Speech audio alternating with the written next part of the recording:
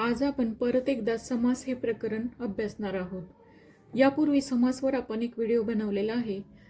तर व्हिडिओ बनवायला सुरू करत आहे त्यापूर्वी तुम्हाला एक सूचना देत आहे की या चॅनलला प्लीज सबस्क्राईब करा, जेणेकरून यापुढे जे मी व्हिडिओ अपलोड करणार आहे तर त्याची सूचना तुम्हाला वेळोवेळी मिळत जातील आणि सर्व व्हिडिओज त्याच्या लिंक तुम्हाला आपोआप दिसतील.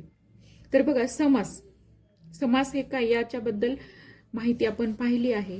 तर समासामध्ये काय काय असतं, तर त्यामध्ये सामासिक शब्द असतो, म्हणजे दोन किंवा अधिक शब्दांचा मिळून जो शब्द बनतो त्याला म्हणतात सामासिक शब्द, आणि त्याचा विग्रह केला जातो. बघा, पहिले पद प्रधान, ज्यामध्ये पहिले पद प्रधान असते त्याला अव्ययीभाव समास असे म्हणतात. तर आपण यापूर्वीच्या व्हिडिओमध्ये बघितलेत की किती समास आहेत आणि त्यांचे प्रकार कोणकोणते आहेत. पण आज आपण अव्ययीभाव समासावरती पुन्हा एकदा व्हिडिओ बनवत आहोत, कारण की त्याबद्दल आपल्याला सविस्तर माहिती घ्यायची आहे.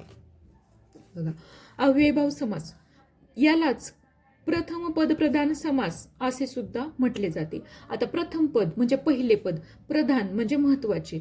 जेव्हा समासातील पहिले पद हे अव्यय असून ते प्रधान असते म्हणजे महत्वाचे असते, हा शब्द तर आपण पाहिला. पण अव्यय असते, अव्यय बघा, सव्यय आणि अव्यय. आता जेव्हा आपण बघतो अव्यय म्हणजे काय, तर ज्याच्यामध्ये बदल होणार नाही असे.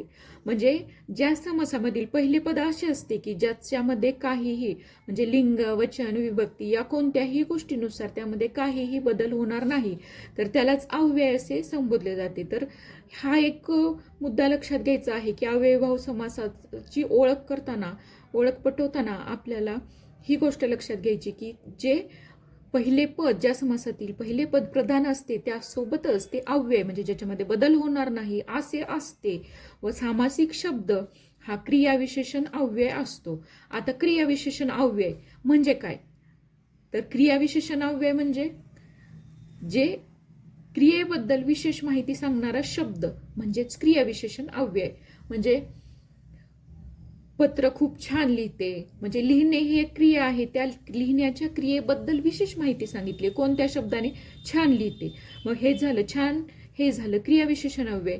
तर जो सामासिक शब्द हा क्रियाविशेषण अव्यय असतो तेव्हा त्या समासास प्रथम पद प्रधान किंवा अव्ययीभाव समास असे म्हणतात.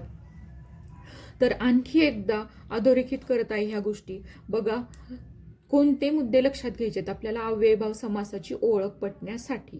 जेव्हा समासातील पहिले पद महत्वाचे असते, हा एक झाला मुद्दा. दुसरं, ते अव्यय असते म्हणजे ज्याच्यामध्ये बदल होत नाही, हा झाला दुसरा मुद्दा. तिसरं, सामासिक शब्द हा क्रियाविशेषण अव्यय असतो, हा झाला तिसरा मुद्दा. तर ह्या तीन गोष्टी जर तुम्ही लक्षात ठेवल्या तर तुम्हाला अव्ययीभाव समास ओळखणे हे कधीच अवघड जाणार नाही, ते एकदम सोपेच जाईल. आता यापुढे आपण काही उदाहरणे त्यावरून आणखी आपण समजून घेऊया. बघा, आ, यथा, प्रति हे संस्कृत भाषेतील उपसर्ग लागून तयार झालेले सामासिक शब्द अव्ययीभाव समासाची उदाहरणे आहेत. आता उदाहरणे बघूया आपण. आ, जन्म. आता बघा, आ हा शब्द जर आपण काढून टाकला तर फक्त जन्म. तर जन्म या शब्दापासून आपल्याला फक्त जन्म म्हणजे जन्मने हे गोष्ट कळते, पण आजन्म फक्त ह्या आ पासून आपल्याला जन्मापासून ही गोष्ट म्हणजे पहिलं पद महत्वाचं आहे आणि हे अव्ययीभाव समासाचं उदाहरण आहे. यथाविधी, विधीप्रमाणे. प्रतिदिनी, प्रत्येक दिवशी. तर ही झाली अव्ययीभाव समासाची उदाहरणे. आता मला वाटतं अव्ययीभाव समास हा सर्वांना नीट समजला असेल. कुणाला काही याच्यामध्ये अडचण असेल तर कृपया कमेंट करून कळवा. आणि दुसरं महत्त्वाचं म्हणजे याच्यामध्ये मी तुम्हाला काही उदाहरणं सुद्धा सांगणार आहे, तर ती उदाहरणं प्लीज सोडवण्याचा प्रयत्न करा. काही अडचण असेल तर नक्की चॅट करा.